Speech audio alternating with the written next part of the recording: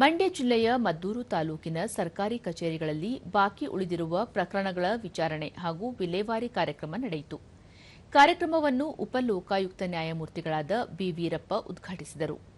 ಜಿಲ್ಲಾ ಹಾಗೂ ತಾಲೂಕು ಮಟ್ಟದ ಅಧಿಕಾರಿಗಳ ಸಮ್ಮುಖದಲ್ಲಿ ಮದ್ದೂರು ತಾಲೂಕಿನಲ್ಲಿ ಬಾಕಿ ಇರುವ ಪ್ರಕರಣಗಳ ವಿಚಾರಣೆ ಹಾಗೂ ವಿಲೇವಾರಿ ಮಾಡಿದರು. ಕಾರ್ಯಕ್ರಮದಲ್ಲಿ ಜಿಲ್ಲಾಧಿಕಾರಿ ಡಾ ಕುಮಾರ್, ಜಿಲ್ಲಾ ಪಂಚಾಯತ್ ಮುಖ್ಯ ಕಾರ್ಯನಿರ್ವಹಣಾಧಿಕಾರಿ ಕೆಆರ್ ನಂದಿನಿ, ಜಿಲ್ಲಾ ಪೊಲೀಸ್ ವರಿಷ್ಠಾಧಿಕಾರಿ ಡಾ ವಿಜೆ ಶೋಭಾರಾಣಿ ಸೇರಿದಂತೆ ಹಲವರು ಉಪಸ್ಥಿತರಿದ್ದರು.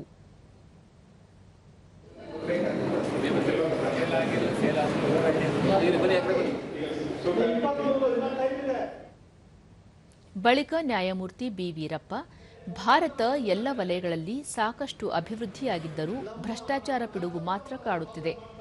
ದೇಶಕ್ಕೆ ಸ್ವಾತಂತ್ರ್ಯ ಬಂದು 80 ವರ್ಷ ಕಳೆದಿದ್ದರೂ ಭ್ರಷ್ಟಾಚಾರ ದೊಡ್ಡ ಪಿಡುಗಾಗಿದೆ.